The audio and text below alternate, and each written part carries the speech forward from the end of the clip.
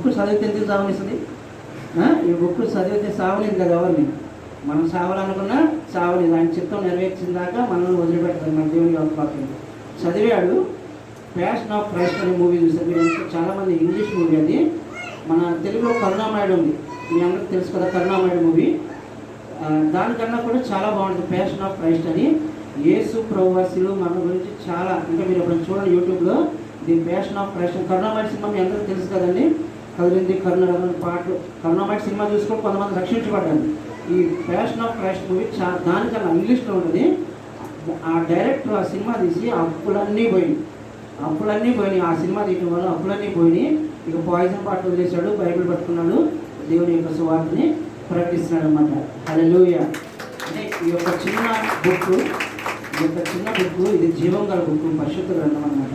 ఆ విధంగా అనేక మందిని రక్షిస్తుంది.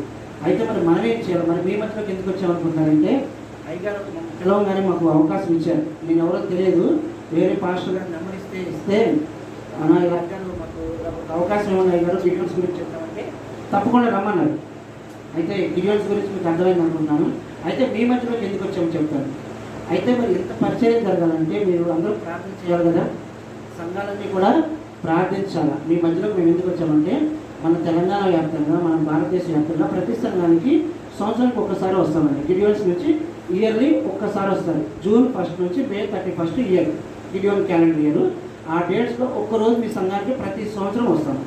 అయితే మిమ్మల్ని కోరేది ఏంటంటే, ఈ యొక్క మినిస్ట్రీ గురించి ప్రార్థించండి. మీరందరూ కూడా ఎందుకంటే అయ్యగారు చెబుతున్నారు 7 రోజులు ఉపవాసం నుండి 7వ దినం, అంటే 7వ దినం సంపూర్ణ దినం. 7వ దినం సంపూర్ణ దినము, పునరుద్ధాన దినము, పరిశుద్ధ దినము, పరిపూర్ణ దినం కూడా 7వ దినం. అంటే మీరు ఈ యొక్క పరిచర్య గురించి ప్రార్థించండి. ఏమని ప్రార్థించాలంటే, కొన్ని ముస్లిం కంట్రీస్లో మనము సువార్త ప్రకటించలేకపోతున్నాం, అక్కడ కూడా సువార్త ప్రకటించాలని ప్రార్థన చేయాలి. కొన్ని ముస్లిం కంట్రీస్లో మనం ప్రకటించలేకపోతాం, అక్కడ కూడా సువార్త ప్రకటించాలని మీరందరూ ప్రార్థించండి.